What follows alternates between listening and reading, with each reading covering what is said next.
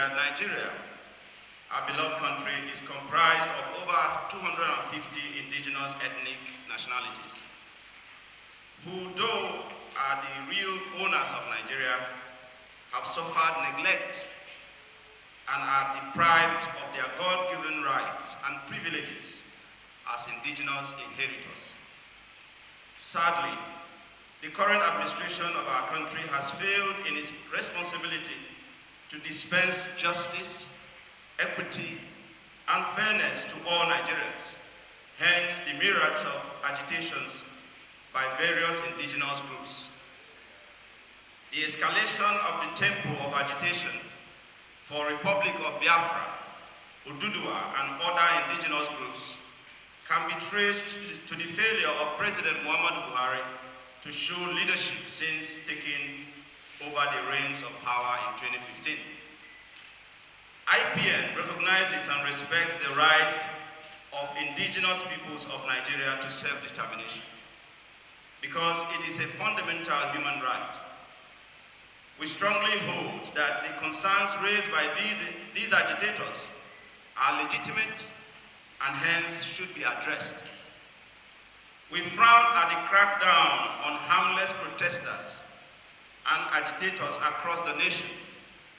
We strongly hold that the antidote to these agitations is dialogue rather than lethal force. As a group for the advancement of the interests and rights of Nigeria's indigenous people, the IPN aims to fill the vacuum created by the ineptitude of the current administration in Nigeria and to enable and promote the required bridges for the much desired renegotiated federation.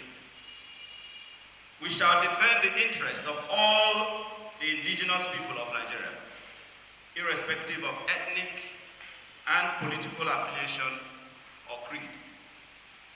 Therefore, IPN supports the call for restructuring of the Nigeria state by various stakeholders. We strongly note that while God created indigenous people and ethnic nationalities, Nigeria as a country is a creation of a British soldier, businessman, and politician. This man, Lord Frederick Lugard, and Miss Flora Shaw, his spouse, acted on behalf of the British Empire.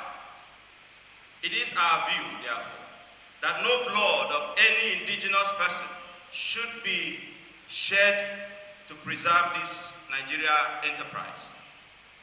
Bloodshed in Nigeria should cease forthwith.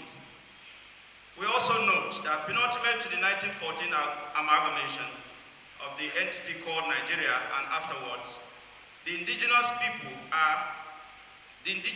were living together harmoniously. They intermarried among themselves and lived peacefully with each other. Unfortunately, the military in the year 1966 committed the gravest crime against the indigenous people by disrupting the harmonious, peaceful coexistence of Nigerians and introduced ethnic profiling and killings. This unfortunately climaxed into the unnecessary pogrom and war that consumed lives of over 3 million indigenous people of Nigeria. The unnecessary distrust among the indigenous people of Nigeria originated from the 1966 military strike. Needless to say that the profiling of any indigenous ethnic nationality is responsible for the troubles bedeviling Nigeria. We hold, for instance, that the Fulani ethnic nationality that has been with other Nigerians for several years should not be isolated and profiled for the acts of criminalities, banditry, and terrorism presently ravaging Nigeria. It is on record that the President and Commander-in-Chief of the Armed Forces of the Federal Republic of Nigeria has at different occasions blamed invaders from war-torn countries like Libya and Central African Republic as being responsible for the acts of terrorism and banditry in Nigeria. However, it is unfortunate that the president and some unpatriotic elements around him fold their arms while these criminals perpetuate violence in the name of indigenous Fulani in Nigeria. We hold further that children are heritage of the Almighty God. Hence, IPN shall work closely with traditional rulers to ensure that no child is denied his or her fundamental rights. We propose the abolishment of the Almajiri system in Nigeria, which has grossly debased the rights and dignity of these innocent northern children in Nigeria. IPN also condemns the wrong notion that the Igbo ethnic nationality of Nigeria is unpatriotic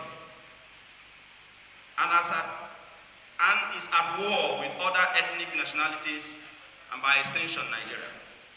It is undisputable fact that Igbo ethnic nationality of Nigeria has more than any other indigenous group investments and assets spread across every part of the Federation. It is folly, therefore, for anyone to think that the Igbo wishes for the destruction of a federation that houses its assets.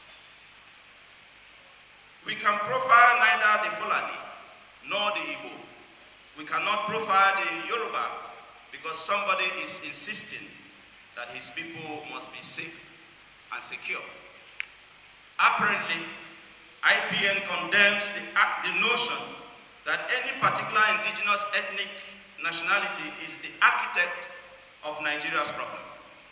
Rather, the gross failure of leadership is wholly responsible for every ills bedeviling the Federal Republic of Nigeria.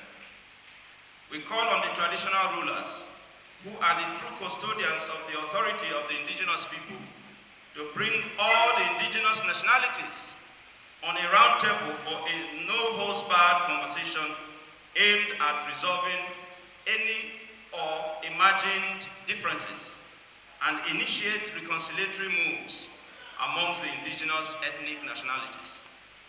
IPN observes that the political class has already commenced politicking and jostling for various political offices, particularly the office of the President of Nigeria. It is a period capable of heating up the polity and polarizing the already fragile, tensed atmosphere ahead of the forthcoming 2023 elections.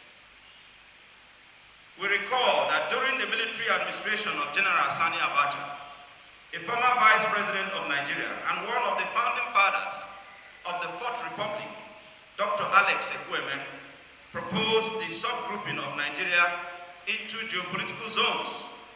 Hence, he proposed 6 zones: the Northeast, Northwest, North Central, Southeast, Southwest, and South-South, and suggested that power should rotate among these 6 zones for equity and justice. The head of state, General Sani Abacha, saw wisdom in the proposal and adopted it.